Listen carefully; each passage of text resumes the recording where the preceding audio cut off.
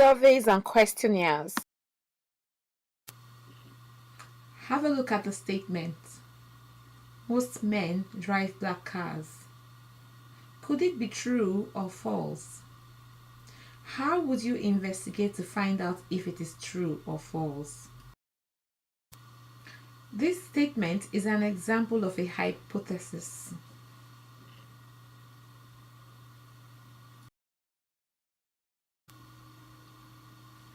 We can carry out a survey to show that the statement is true or false, to be able to draw some conclusion. So what then is a survey? A survey is just a way that we collect data.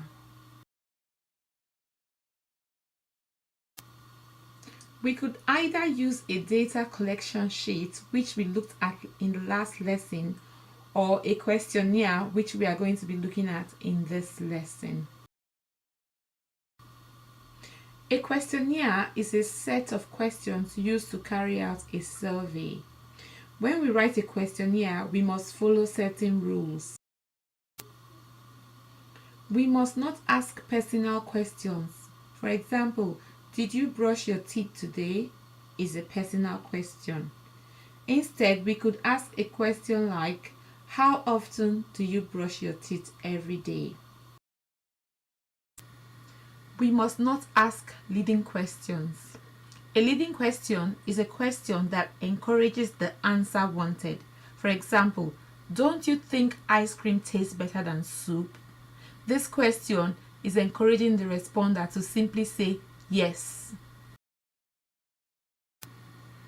Our questions must not be biased. Now have a look at this one. Don't you think people should be banned from schooling abroad since it is having an impact on the naira?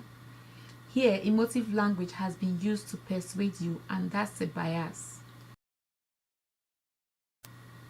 Here is a better way to ask the same question in a questionnaire. Should schooling abroad be banned?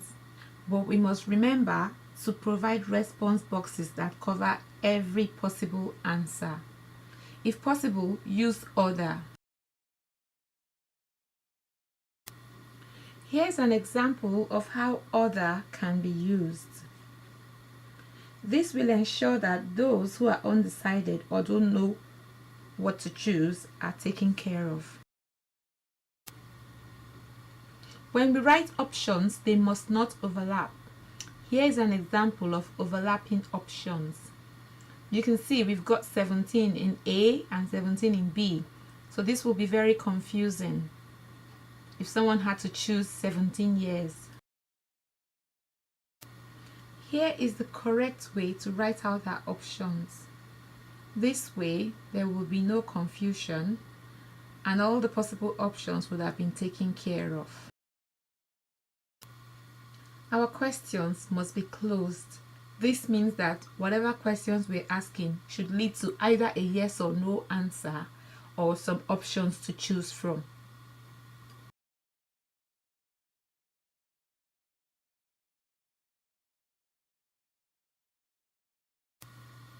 Finally, ensure your question is short, simple, and easily understood. Now have a go at the quiz or worksheets.